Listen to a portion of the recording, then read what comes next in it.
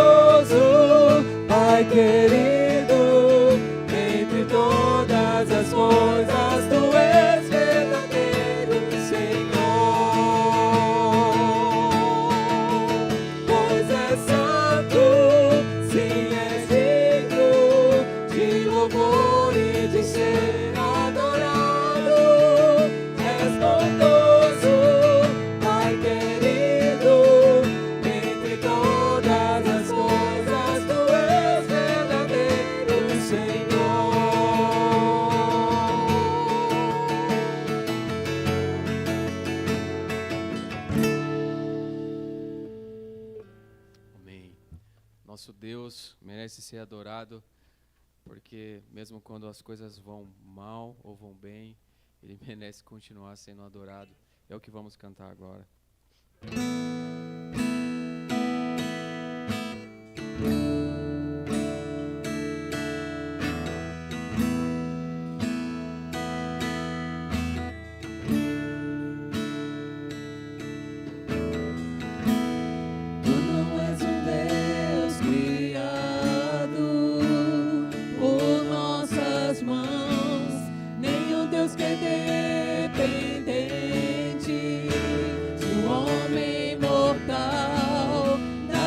Possamos dar-te, e é tão bom ti, tu és Deus, serás para sempre assim.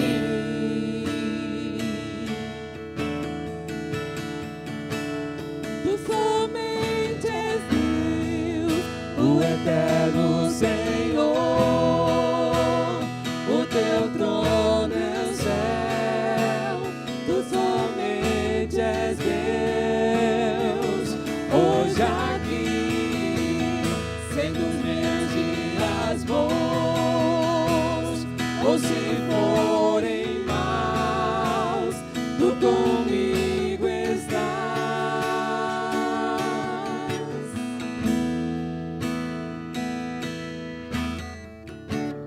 Só o teu poder eterno ninguém detém. Ao teu nome seja a glória, a honra e o poder. Tudo que podemos dar-te, és digno de receber. Tu és Deus, assim pra sempre há de ser.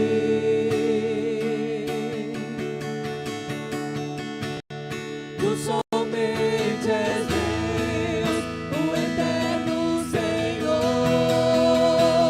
o teu trono é o céu, tu somente és Deus, hoje aqui, sendo os meus dias bons, ou se forem maus, tu comigo estás. Não mudará, não falhará, tremendo Deus, assim tu és.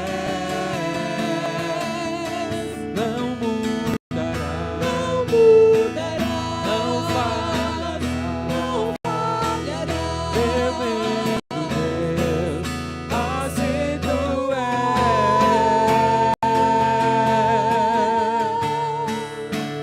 Tu somente és Deus, o eterno Senhor, o teu trono é o céu, tu somente és Deus, hoje aqui, sendo os meus dias bons, ou se forem maus, tu comigo estás. Os irmãos podem sentar?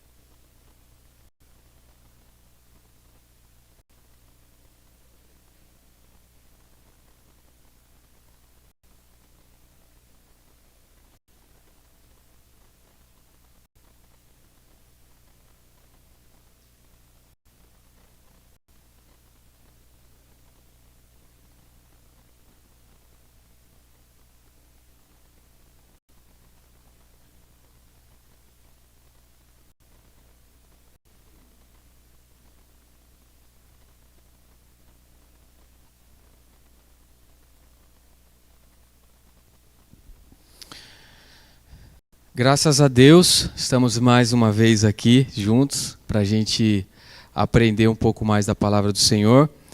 Como eu acho que é de conhecimento de todos, eu gostaria de reforçar, tem uma equipe, né, junto com o pastor, numa programação que chama ABCB, Aconselhamento Bíblico. Eles estão numa semana intensa de aprendizado a respeito desse assunto. E aí estou eu aqui, né, incumbido de trazer um devocional, um pensamento bíblico a respeito de um assunto. Eu chamei esse assunto de O Primeiro é Diferente. Você vai já entender o que quer dizer essa afirmação aí. tá bom?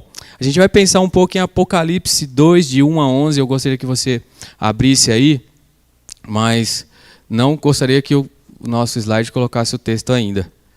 Estou com a garganta um pouco ruim aqui, se eu parar para beber água é por causa disso, ela está raspando. Deixa aberto aí, a gente vai uma introdução antes de ler o nosso texto. Apocalipse, quando a gente pensa em Apocalipse, logo vem um negócio meio, um terror na nossa cabeça, né? Armagedon, os filmes de Apocalipse, uma coisa de ruim que vai acontecer, né? Aqueles filmes que abrem uma cratera no meio. É difícil quem não pensa no Apocalipse e pensa em um pavor.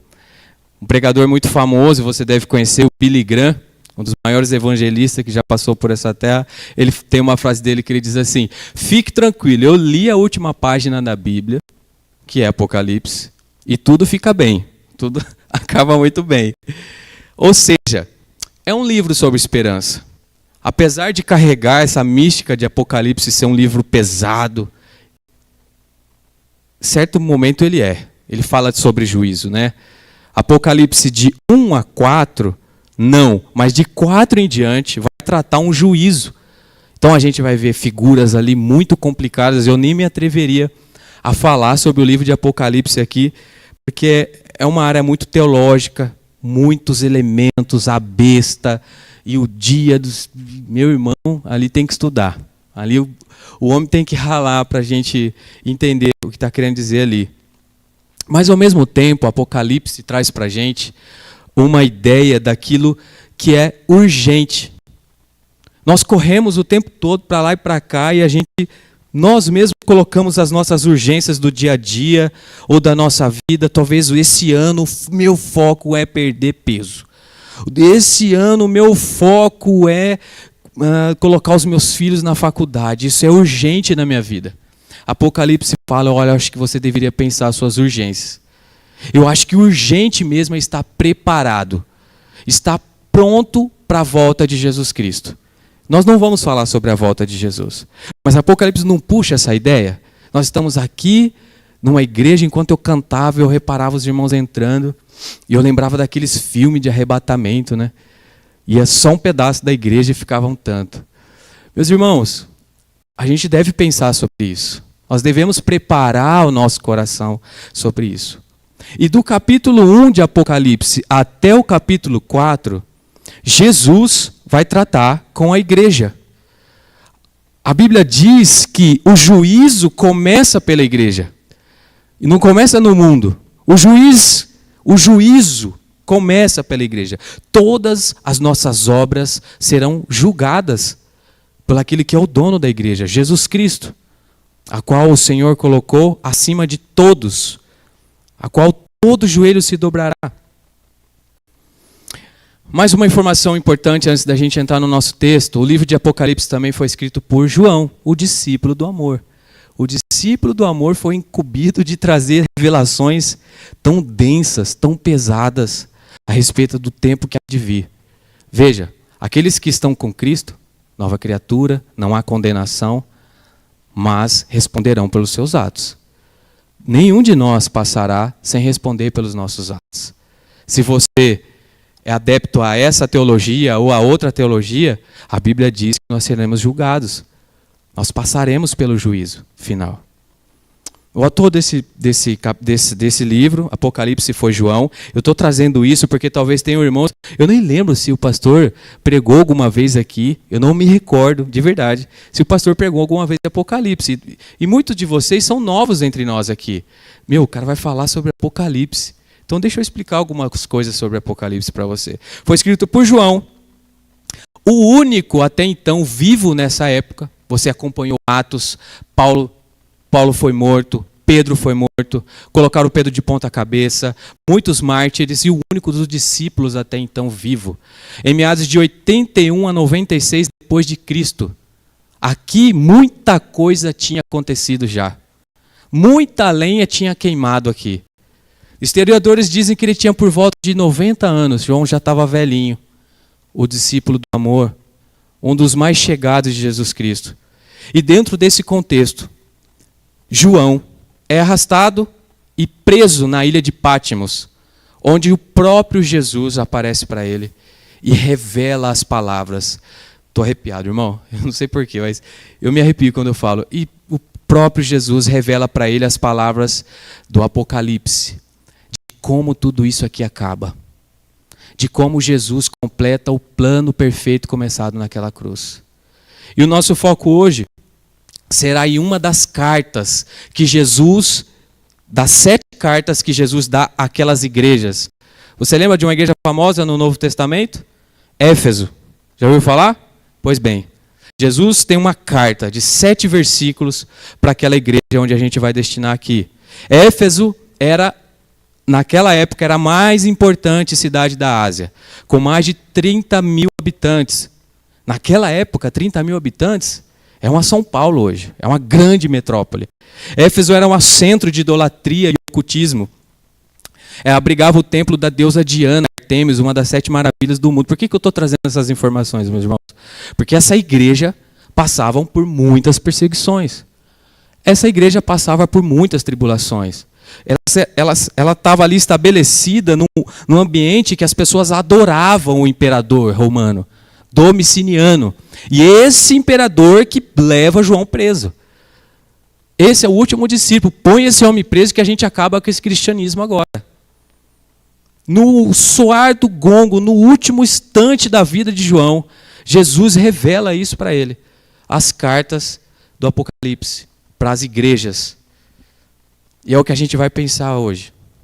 É uma tentativa de Domiciano. Eu não falei errado o tempo todo esse nome, não vou acertar agora. Esse imperador, com o objetivo de acabar com o cristianismo, prende João. E aonde era o fim, assim como na minha e na sua história, começa uma história de redenção ali. Escreve essas palavras àquela igreja. E a gente vai ler isso. Aí vai fazer mais sentido para você agora. Tá bom? Vamos lá. Apocalipse 2, de 1 a 11. Acompanha comigo. Ao anjo da igreja em Éfeso, escreva: estas são as palavras daquele que tem as 7 estrelas em sua mão direita e anda entre os 7 candelabros de ouro. E Jesus começa dizendo: Éfeso, conheço as suas obras, o seu trabalho árduo e a sua perseverança. Sei que você não pode tolerar homens maus, que pôs à prova os que dizem ser apóstolos, mas não são. E descobriram que eles eram impostores. Você tem perseverado, suportado os sofrimentos por causa do meu nome, e não tem desfalecido. Contra você, tenho isto: você abandonou o seu primeiro amor. Lembre-se de onde caiu.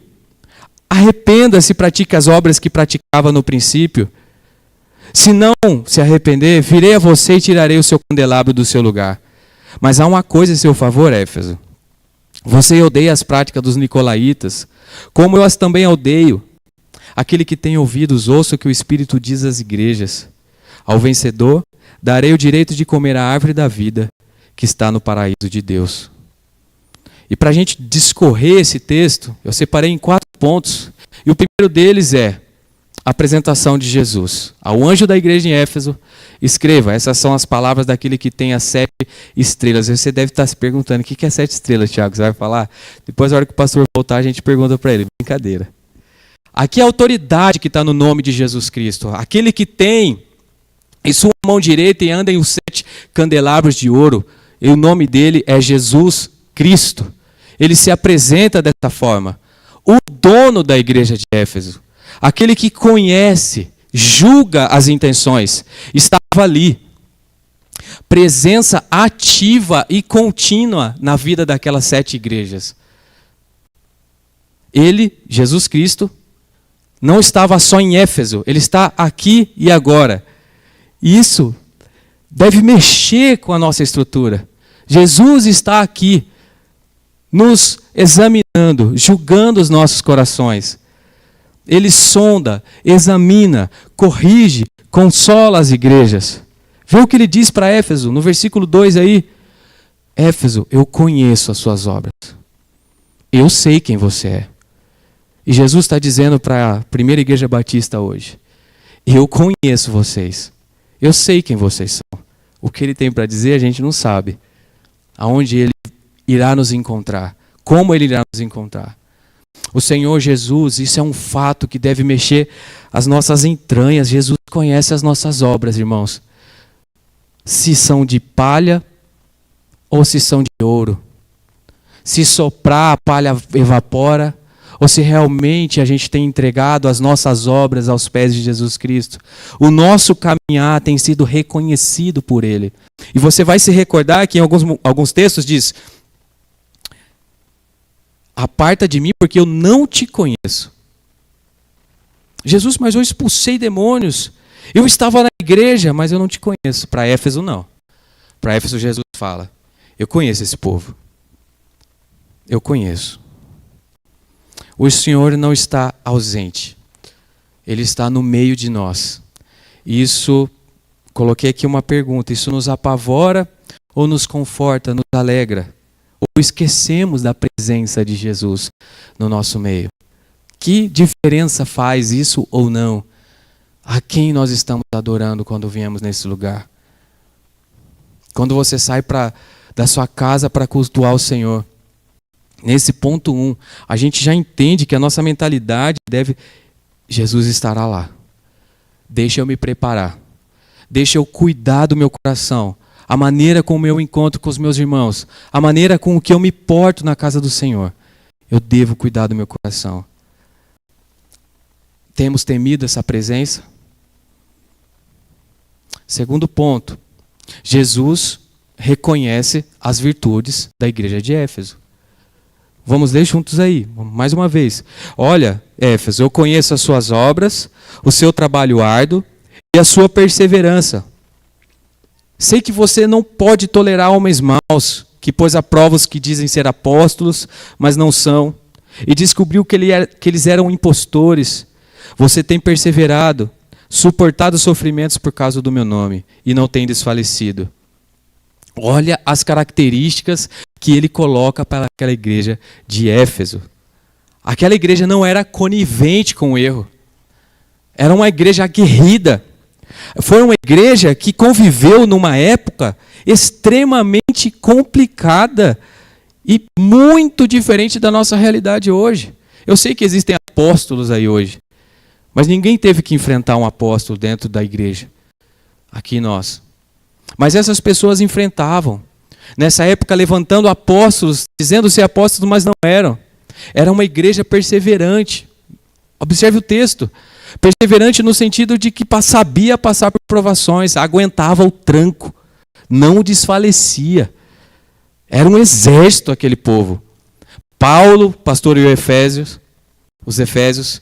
Timóteo pastoreou os Efésios. E mais tardar, João pastoreava essa igreja. Trabalhadora, perseverante e dinâmica. Era uma igreja que o pastor Rubens gostaria de ter pastoreado.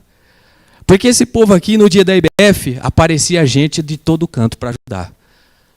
No dia que tivesse que, naqueles dias ali da obra, ia ter 50 homens dentro enfiados naquela obra trabalhando. Os dizimistas daquela igreja eram fiéis, perseverantes. Eles não faltavam no culto porque o pastor não foi na igreja. Eles não faltavam no culto porque está frio ou está quente. Esse povo era perseverante. Olha quantos elogios. E isso, a gente sabe como termina o texto, as palavras de Jesus não contêm ironia. Ele está falando a verdade sobre aquela igreja. São atributos, são virtudes reconhecidas daquele povo. E alguns lugares, até hoje é assim. A gente pode não passar por isso, mas em muitos lugares você vai batizar e a pergunta é feita assim, ó. Você está pronto para morrer por Jesus? E não, você aceita Jesus no seu coração? Para você se tornar uma pessoa melhor? Não, a pergunta é, você está pronto para morrer por Jesus? E isso agora, meus irmãos. Em muitos lugares nesse mundo que a gente vive, lugares onde os cristãos são decepados. E essa igreja tinha essa característica. Estamos aqui, templo da deusa Diana, um culto ao ocultismo, mas nós vamos vencer essa batalha, aquela igreja permanecer firme. Até Paulo elogiou, olha o que vai dizer em Efésios 1, de 15 a 16, por essa razão, desde que eu ouvi falar da fé de vocês, que vocês têm no Senhor Jesus e do amor que demonstram para com todos os santos, olha só os elogios que Paulo está fazendo, não deixo de dar graça por vocês, mencionando em minhas orações. E aí eu pergunto para você, dentro desses elogios, você consegue se ver? Você consegue se ver nesse crente perseverante? Você acaba o domingo cansado pelo trabalho árduo que você desempenha? Jesus fala assim para essa igreja: eu conheço o seu trabalho árduo, a sua perseverança. O bicho está pegando e você está lá. Você não desanima. Você não olha as circunstâncias. Você está lá. Você também sofre. Fica extremamente entristecido, não só quando as coisas não vão bem na sua vida, mas pelas injustiças que tem no mundo. Você se entristece. Detesta as práticas e fica incomodado com aqueles que dizem ser crentes, mas não são. Vocês são zelosos. Nós aqui, Primeira Igreja Batista, nós somos zelosos com a igreja e guardamos esse amor fraternal e desejamos estar aqui. Somos servos fiéis. Quantas virtudes, meus irmãos, dessa igreja. Falei mais uma vez e repito, qualquer pastor gostaria de ter pastoreado ela. Nada mais, nada menos que o apóstolo Paulo esteve ali pastoreando. Jesus está aqui nessa noite te perguntando, tanto quanto perguntou para Éfeso. Tem essas qualidades aí? Se a nossa igreja dependesse da sua atitude, da sua alegria, da sua adoração e do seu trabalho árduo, como estaria essa igreja hoje? Se essa igreja fosse feita, vou usar o Pietro aqui, de 50 Pietros, como essa igreja seria hoje? Traz essa pergunta para você. O que eu posso contribuir com a minha igreja para que Jesus, lá no fim dos tempos, eu te conheço. Eu conheço as suas obras. Rapaz, você foi perseverante. Você caminhou por uma fé perseverante. Vamos refletindo juntos. Jesus está falando conosco nessa noite. Mas tem algo contra ti, que é o nosso ponto 3. Contra, porém, tenho isto. Contra você, porém, tenho isto. Você abandonou o seu primeiro amor. A igreja de Éfeso não tinha um pecado moral. Não acolhia heresias. Ninguém estava adulterando igual a igreja de Coríntios. Imoralidade, promiscuidade dentro da igreja. A igreja de Éfeso não. Jesus está dizendo palavras muito preciosas para aquela igreja. Mas algo incomodou Jesus ao ponto de falar: eu estou contra você. Eu tenho algo grave contra você. Você abandonou o primeiro amor. Você sabe o que é o primeiro amor? Nós que fomos criados aqui desde criança na igreja. O que é o primeiro amor, meu irmão? O primeiro amor é o desejo, a chama que arde em nós por Jesus. É um coração quebrantado e eu não me importo com mais nada a não ser Jesus. A minha agenda não acontece por causa do que eu quero demonstrar para as pessoas, mas porque eu amo Jesus. Porque eu amo Jesus e eu começo a amar as pessoas ao meu redor ardentemente. E aqui está a chave desse texto. Que amor é esse que fez Jesus se voltar contra aqueles irmãos? Nos fins dos tempos, Jesus olhar para Éfeso, mas eu tenho algo contra você, que você vai precisar arrumar nessa igreja. Vocês não se amam mais. Vocês não me amam mais como vocês me amavam. Eu posso explicar melhor, a gente tornar isso mais palpável ainda. Olha esse exemplo, uma esposa pode nunca ter traído o seu marido, mas já pode ter deixado de amá-lo. Você que é casado, aí você sabe do que eu estou falando. Você é correto, jamais fará isso com a sua esposa. Mas você pode muito bem ter deixado de amar a sua esposa. Isso é possível? Nós temos essa capacidade. Vocês são corretos, Éfeso. Mas cadê o amor que eu ensinei vocês? Cadê o amor que a gente viu aqui em Efésios? Paulo fala para eles, olha, por essa razão, desde que eu vi falar da fé que vocês têm no Senhor Jesus e do amor que demonstram para com todos os santos. Era uma realidade daquela igreja. E que grave acusação, meu irmão, a gente se encontrar na nossa vida cristã seco, cheio de afazeres, cheio de atividades, cheio de agenda, e prega, e canta, e fala, e nossa, vira a igreja de ponta cabeça, mas você não me ama mais. Você não tem coragem de sair por essa porta, mas você sabe que você está seco por dentro, e que não ama o seu Deus e os seus irmãos como deveria. Está aqui algo difícil, meus irmãos, da gente assimilar, que mexe com as nossas emoções, com as nossas intenções. E quando eu li esse texto, eu me deparava assim, eu falei, Senhor, o que eu estou fazendo em volta desse texto aqui? Por que eu estou fazendo isso? Será que eu estou assim? Será que eu não te amo mais? E ao mesmo tempo vale para nós, podemos ter zelo religioso, dedicação, métodos, e ainda assim ter perdido o brilho nos olhos. Você é adulto, não tem nenhuma criança aqui, né? Tem sim. Você é adulto e você sabe do que eu estou falando. Do amor, do brilho nos olhos, daquelas primeiras palavras que saíam da sua boca quando você aceitou Jesus e que você não se importava mais com nada.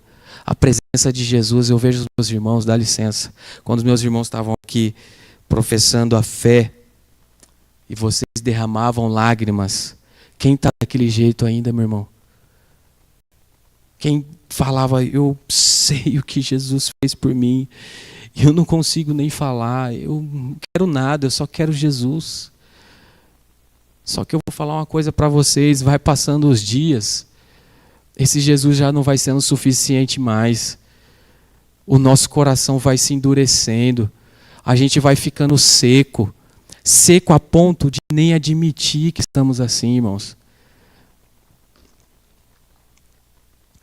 Meus irmãos, a maior prioridade da nossa vida não é fazer a obra de Deus, é conhecer o Deus da obra. O convite e o privilégio de estarmos envolvidos em tantas coisas não é para tornar a nossa existência longe do Senhor, fria, seca, sem vida, sem alegria, sem contentamento. Essa palavra rasgou meu coração, irmãos. Eu estou aqui todos os domingos, irmãos, todos os domingos. E Jesus olhou para mim e falou assim, eu tenho algo contra você, você não me ama mais, Tiago. Você abandonou, você decidiu focar no que tem para fazer e esqueceu o Deus da obra. Eu posso estar aqui cantando, irmãos, e posso não mais amar Jesus? Com certeza. E não é difícil isso. Uma igreja tão dedicada, teologicamente correta, batalhava pelos princípios cristãos. Mas quem ia no culto dessa igreja falava, gente, esse povo ama Jesus mesmo? Tem certeza? Que frieza.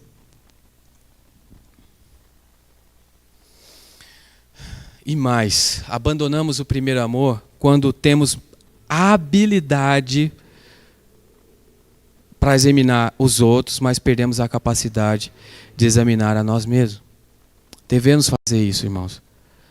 Ganhamos muitas habilidades, a gente fica esperto, fica inteligente, sagaz, rápido em examinar os outros.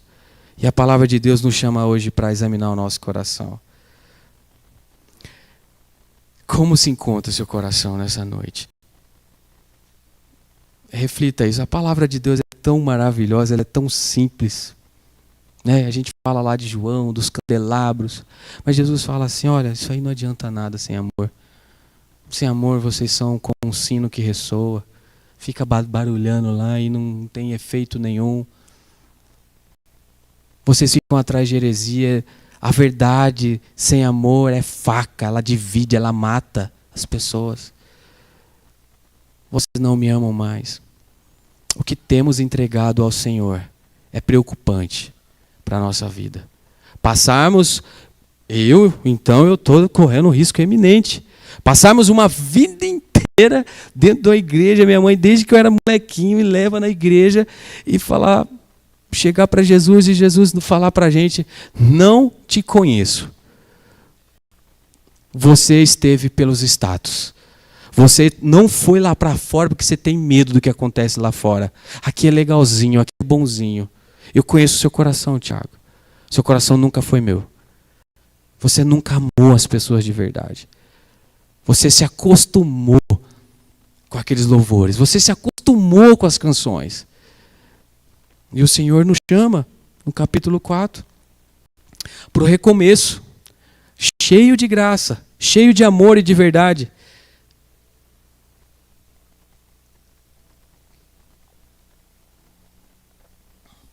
Versículo 5 ele vai dizer: lembre-se de onde caiu, arrependa-se e pratique as obras que praticava no início. Se não se arrepender, virei a você e tirarei seu candelabro do seu lugar. E se tem uma coisa que a gente esquece, que a crente sofre às vezes, é de amnésia, sem dúvida. A gente esquece de onde Deus tirou a gente. Lembra de onde você caiu, de onde você se levantou. Ele fala: cair, você precisa estar de pé. Precisa estar elevado. Vai lá onde você acredita que foi a queda e olha para aquele lugar e se arrependa.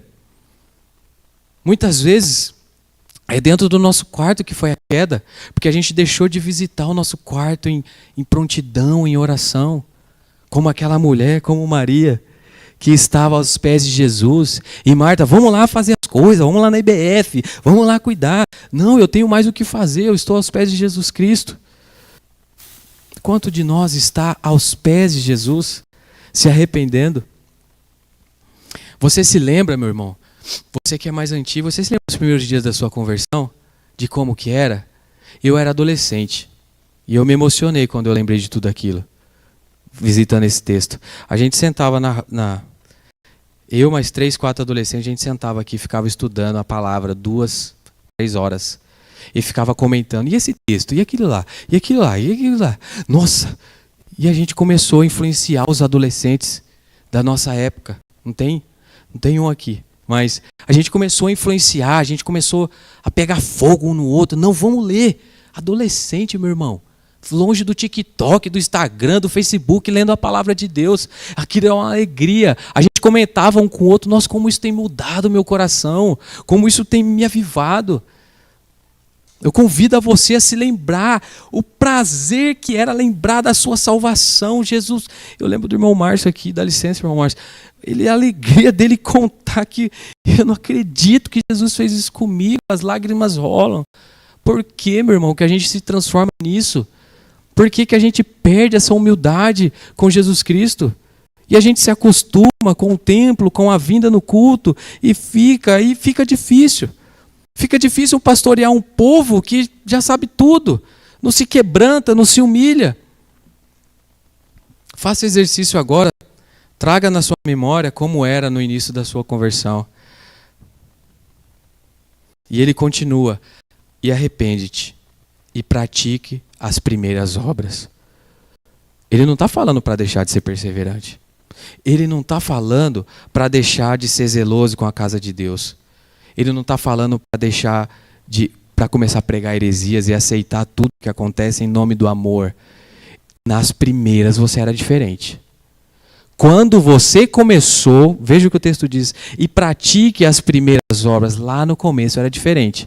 Você mudou. Você mudou. Por que você mudou? Jesus está dizendo para nós. Cadê aquele velho e bom filho amado que se encontrava comigo? Por que você não se encontra mais? E as suas orações? E você fica pedindo, você só agradecia. E a minha presença era tudo o que você precisava. E hoje você fica nessa murmuração e reclama. E você falava, Senhor, o que o Senhor quiser me dar, eu sou grato, o maior presente é ter o Senhor. E a gente fala, ó Senhor, o Senhor é muito bom, mas eu estou precisando tanto dessa situação. E quer pecado maior que esse? Não amar a Cristo? Não amar os nossos irmãos? Abandonar o amor?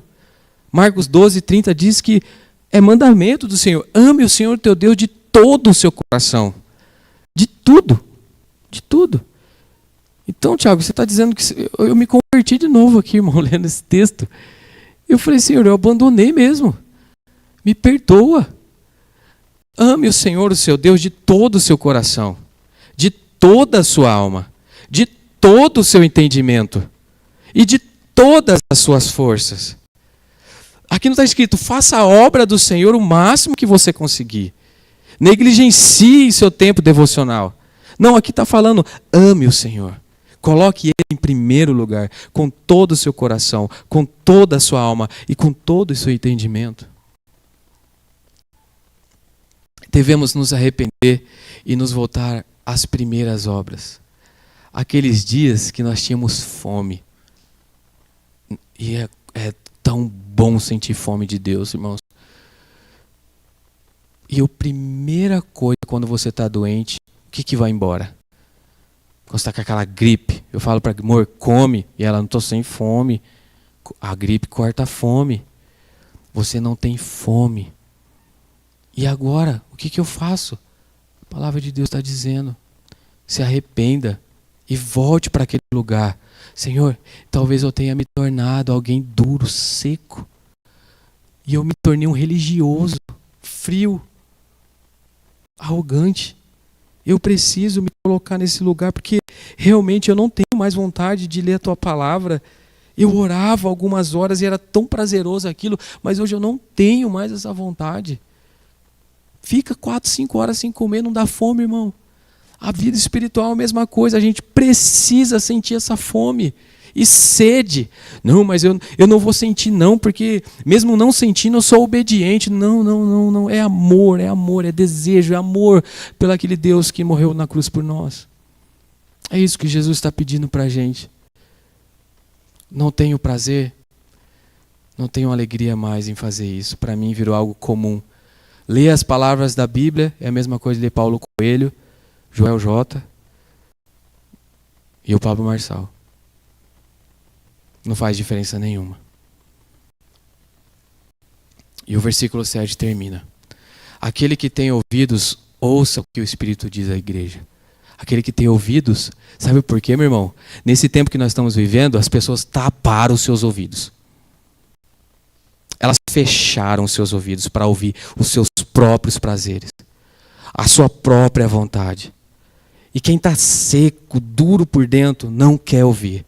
Aquele que ainda tem ouvido, que dá ouvidos à palavra do Senhor, ouça o que o Espírito diz à igreja. O Espírito Santo de Deus, através ali da vida de João. Escreve aí, João, para esse povo. Ao vencedor darei o direito de comer da árvore da vida, que está no paraíso de Deus. Jesus está voltando. E as pessoas, nós, podemos estar vivendo como se nunca ele fosse voltar. Ele voltará. Prepare o seu coração. Voltemos ao primeiro amor. As primeiras obras. Você vai se lembrar do seu coração lá. Nunca esqueça disso. Abaixe sua cabeça. E ore ao Senhor pedindo por isso. Para que Ele quebrante. E voltemos a amar o Senhor como um dia amamos.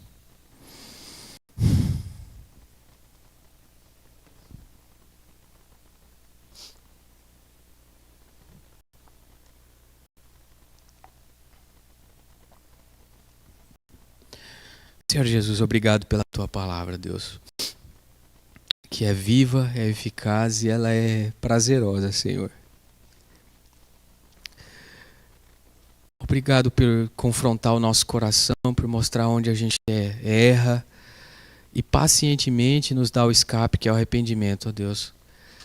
Que possamos procurar o Senhor, ó Deus, em arrependimento e entregar o nosso coração a Ti, Senhor, mais uma vez. Para que, Pai, no dia que o Senhor vier, ó Deus, o Senhor nos reconheça como conheceu a igreja de Éfeso, como reconheceu as virtudes daquele povo, Senhor. Que haja isso em nós, ó Pai. Essa é a minha oração em nome de Jesus. Amém. Meus irmãos, se coloque de pé mais uma vez.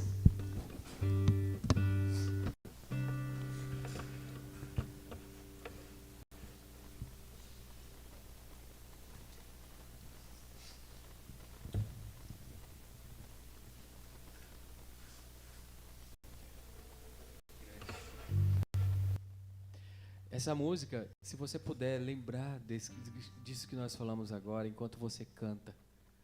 Essa música talvez foi a primeira música de muitos que se converteram e cantaram ela.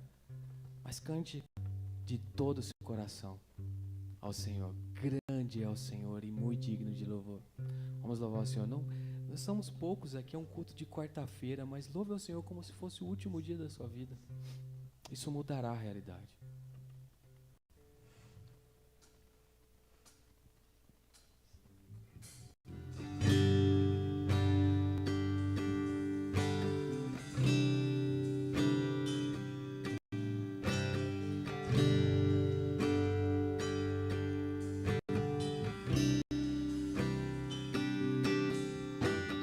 Grande é o Senhor e muito digno de louvor na cidade do nosso Deus, seu santo monte. Alegria de toda a terra.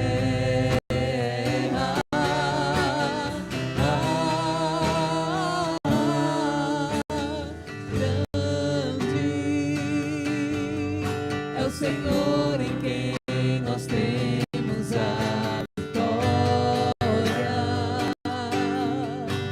que nos ajuda contra o inimigo. Por isso diante dele nos prostramos.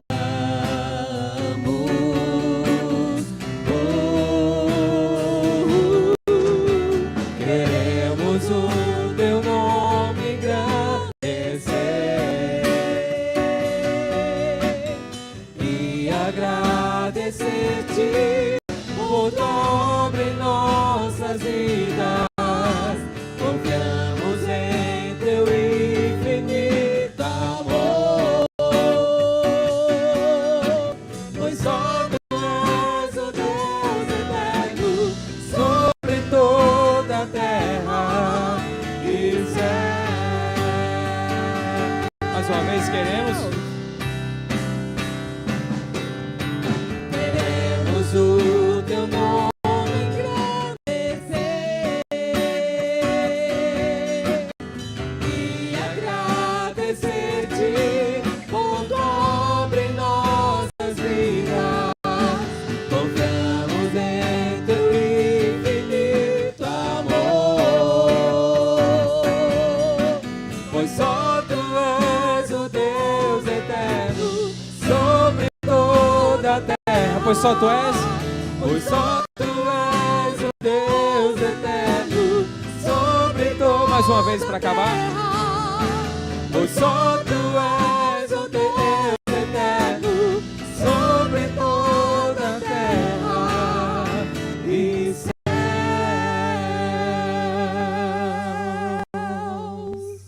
Os irmãos podem sentar. Meus irmãos, a gente vai fazer uma oração mais universal. Aos que nos acompanharam pela transmissão, Deus abençoe a todos. No sentido universal, a gente vai fazer uma oração só, tá bom? Alguém tem algum pedido de oração e deseja colocar aqui?